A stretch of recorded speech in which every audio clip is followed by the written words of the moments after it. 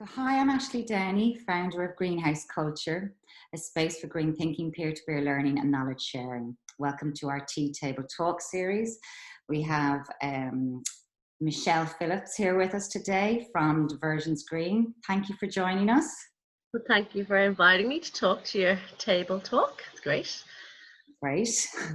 So, before we start, I suppose, just to give a little bit of background on, we met, I was thinking about it last night, in September 2018. I didn't realize it was that long ago, when we were both doing a master composter course with Stop Food Waste. You've been interested in nature for years, but I remember at the time you got really, really passionate about food waste, and you started a project called Food Waste Diversion, which is now developed into this wonderful social enterprise, Diversion Green.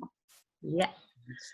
So could you tell us a little bit about what Diversion Green and why? So Diversion Green, it did initially start off was it 2 years ago in March 2018 as the Food Waste Diversion Project. And I had gone to UCD to do a postgrad in the Innovation Academy, and we were asked to bring a problem and to find a solution. And before I went to UCD, to the Academy, I wanted to go back to work for myself and work in the environmental realm about solving something, and I wasn't really sure exactly what it was. Like, there was plastics, there was energy, water, food, was all different things. And then I went to UCD, we presented our problem, and my problem was food waste in Ireland. And then I suppose out of that, then the Food Waste Diversion Project was born, I suppose, back in March 2018. And I did like 4 months of research on it when I was in UCD, and I was trying to figure out why we'd so much food waste in Ireland. And so it kind of led me on. Now 2 years later, it's now Diversion Green. I just felt the Food Waste Diversion Project was a bit of a mouthful. But I still wanted to represent food waste, and food waste, it's all about food waste prevention. So I decided with Diversion Green, and the whole idea of Diversion Green is to divert to green. So as people, as in our world, that we divert everything to a green way of living. So that's kind of where it kind of was a bit of a journey. It started the Food Waste Diversion Project back in March 2018. And then it's been going now for the last 2 years. So that's where it is at now. So it's amazing. Yeah. Actually, I remember during the composting course that we did together, I hadn't really heard of that concept even of food waste prevention or the diversion of food. Because again, many years ago, we had the brown bin, should I say? Brown bin, yes. And so a lot of people, again, just would throw their food, and that in a sense is diverting their food away from their home. But actually then obviously there's the composting. But this idea that you talked about preventing primary food waste, I thought was very interesting. Could you explain a little bit what that is? Yeah, I suppose like in 2011 into 2012, they rolled out the brown bin. And the idea that was to divert food from actually ending up in landfill. Because when food goes into landfill, it creates CO2 and methane, which is bad for our climate and can cause some climate change. But for me, I suppose food, you can put in your brown bin, but food is a resource, and it takes so much energy and resources to make food and then to put it in the bin. So my idea was to kind of prevent food waste from the very beginning, to talk to people in homes, at work, in restaurants, to stop food waste altogether. And then what we have left over, which we call unavoidable food waste, like peelings, to make compost out of. And it's all seen as a resource rather than a waste. So it's just talking and open conversation, I suppose, with people, and maybe not even use a brown bin, maybe to use a composter instead, and then you can make your own compost to re-nourish your garden. So it's all about resources and looking after them and not giving things away, not wasting food. So yeah, I thought that was very interesting, that idea of looking at your waste no longer as a waste but as a potential resource. And again, when we throw things in the brown bin, that can inevitably be the end of it. So it is waste and it's not a resource anymore for us. But that idea, I was thinking about compost today almost being more valuable than gold because it feeds us, it feeds the land. So I found that concept of yours very interesting, to try and rethink about waste as a resource. So kind of with that, I'm wondering, because food, as we know, like food waste prevention is I really, don't like that. is your dad here? My dad came in yet. It's okay. Hello, Dad. He's gone now. Actually, it's a great time to have a little sip of tea. It's one Oh, question I didn't ask. Have your tea. It's very important. Tea. It's tea table talk, isn't it? Exactly. One must have tea when one chats. Exactly. Sorry, I missed your question there. The question was, I suppose, leading on from your idea of the resources, I think that's one reason. Why is it important, do you think, for us to be more food aware or aware of the waste we have? And again, how can we make, or why is food waste prevention relevant in our lives? Okay, I suppose because food is so relevant in our lives, because we all need food and we all eat food, and every single person eats, and our lives revolve around food so much, and it's so ingrained, I think, in our heritage and our culture. So it's so relevant, I think, to me, like that food is so important to us, then why we would throw it away. So I think going into the future, like food security is really important. And if we don't have good food, we can't sustain ourselves. And I just think it's so relevant because everybody eats. And I think it's so tangible because everybody can get involved in food waste prevention because everybody eats. And it doesn't have to be an environmental person. It can be children, adults. I just think every single person can be aware of food waste prevention. And it's just because it's so relevant, I think, at the moment, because food waste, it creates so much CO2 and methane if it ends up in landfill, and it creates an awful lot of, it contributes to climate change. I think everybody can act on it because we all eat. It doesn't matter how old you are or who you are, we can all get involved in making food more important as a resource, not to waste it, and it costs so much money and so many resources like energy, water, logistics, like human power, energy. From a people perspective, we spend money on it, we shop, and then to put it in the bin. So I'd like more people just to realize how the food chain, the process is so important, and it is so relevant to us because we all need to eat and we'll continue to need to eat. So. Yeah. Actually, there you mentioned all the other links connected with it as well, that food is life, and it's connected with water, it's connected with economics, it's connected with hunger, everything, all our elements, the soil, the earth, that actually in your explanation of your business as well, a part of what you do is based on this idea of a green circular economy, which I actually think in general is something that we can think about in our own home or in a school, or as you said, in a community, that we have this food that we grow, that we eat, that there is inevitably some waste, but that waste can then be brought back into our system in some way. So sometimes I like to think of it as the green circular economy. So say for a home, I like to think of it as the full circle method. So the idea is you go shopping, you buy food, you cook it, and you might have something left over, like especially peelings, and they're called unavoidable food waste. So you can make compost, and then you can use that compost in your garden to grow plants. Then you can eat the plants or the veggies or fruit. There's another byproduct of that, some more peelings, you make more compost. It's like the idea is that nothing is leaving your home when you do your shopping. And if you don't have a garden or you have an apartment, you can still use a wormery or a composter. So it's just creating that little full circle method, which is similar to the circular economy in your own home. And we can really learn about the environment and learn how to nourish ourselves and the earth. And it's a nice connection as well, and children can do it. It's lovely for children to grow food and to make compost. So it actually probably makes them better eaters, that they love their vegetables because they're actually watching them grow or learning more about the soil.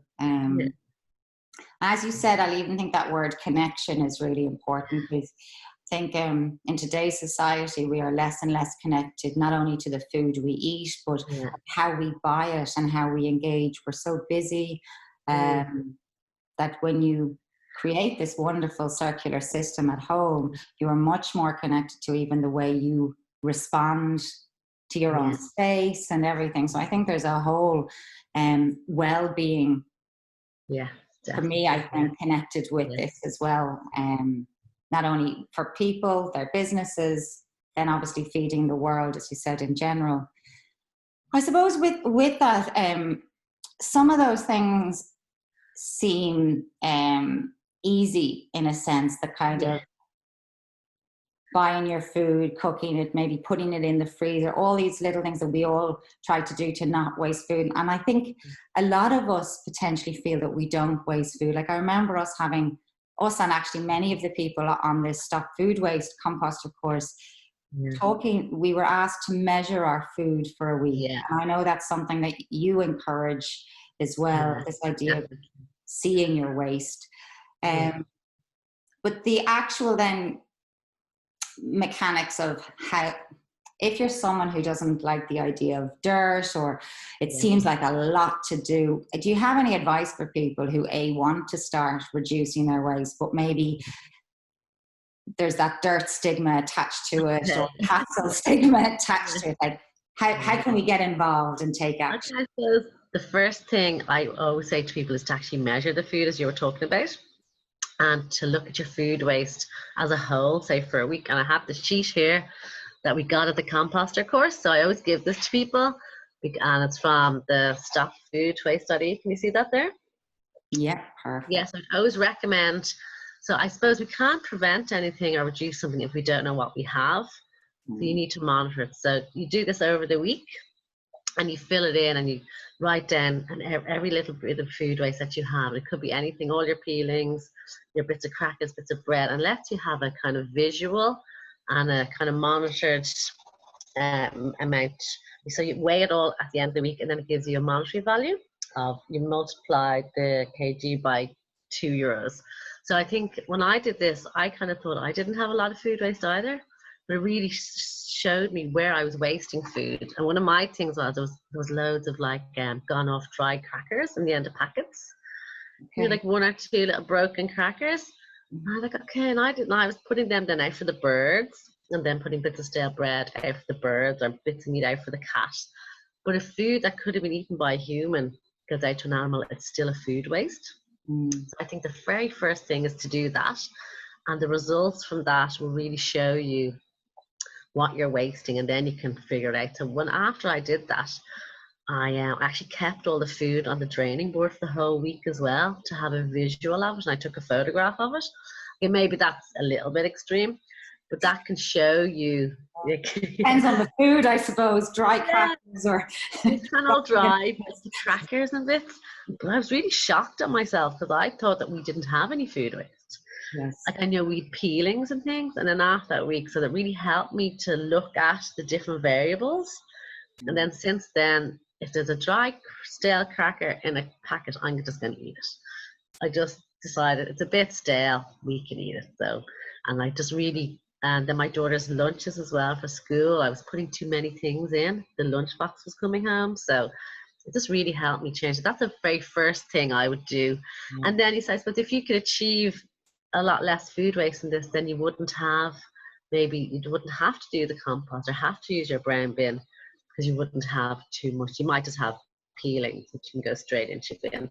So if we want, we can add this at the end, if we can attach it, or if people want it.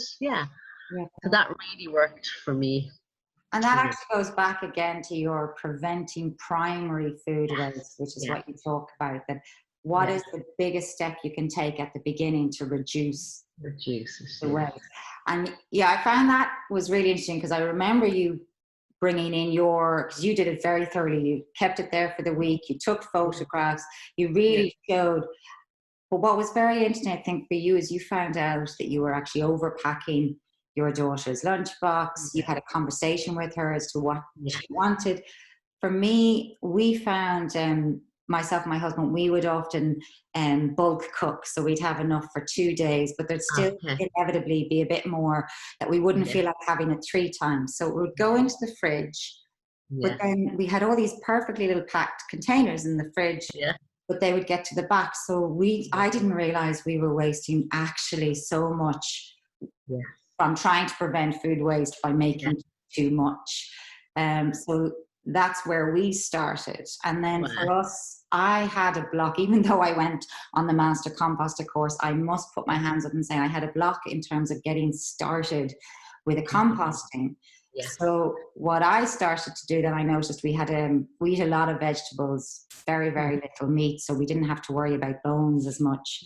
The peelings then for me, instead of having the compost to do, we started freezing them and then using them to make vegetable stock. So as you say, once you start to measure and see what your waste is, you can then decide individually as a family, as a school, what's the best ways to reduce that particular waste. I think that's a lovely way to break it down, because any environmental issue seems big, the plastic, the food, where do we start? But actually, when you bring it back down to what is your primary waste, it's an easier one to start with. You've got something tangible. Yeah, definitely. So I really recommend that sheet, and kindly Stop Food Waste. They support me in the work that I do with Diversion Green. They let me use the literature, and then they get more awareness of who they are as well. Stop Food Waste are they're like a leg of the Environmental Protection Agency, and they do a lot of work around Ireland around awareness, and they do challenges. So they're very kind to let you use their stuff, you know. So I continue to use this because it's perfect sheet. And that to me is the starting point. And then you can look at, if you still have a lot of peelings, you go the brown bin system. If you have a garden, would you like to use a composter? And we're also individual in our needs and what we do. So the one thing doesn't suit everybody. We have to tailor to our own family needs. Or it depends where you live as well. So there are solutions though for everybody. They're all different. There's not the same solution for each house or apartment, you know. So yeah. Which is actually I suppose I'll end on this sort of point that I actually think that's why your particular enterprise is very, very important in what you do. Again, Diversion Green, I'll put the website down below us now. The fact that you actually go in and help individual people, schools, communities, business to see what is their individual system or waste. So I think what you do is really, really important in that sense too. Brilliant. Well, thank you so much, Michelle, for joining us. And if anybody needs any help or has any questions or comments, get in touch. Always willing to help anybody. Green.ie, isn't that right? Yeah, www.diversiongreen.ie. I have a Facebook page as well where I give out weekly tips on composting, food waste prevention. That's every Monday. So it's an interesting journey, and I think everybody. And the thing is, what I really like about it, everybody can get involved because we all eat. And let's face it, everyone should get involved. And once you get involved, once you get into it, it's it becomes easier. It's not as scary. And fun, actually, I must admit, and fun. It's fun, I love talking to you. You too, Michelle. I'll talk to you again. Thank you so much. Bye, everybody. Bye-bye. Bye.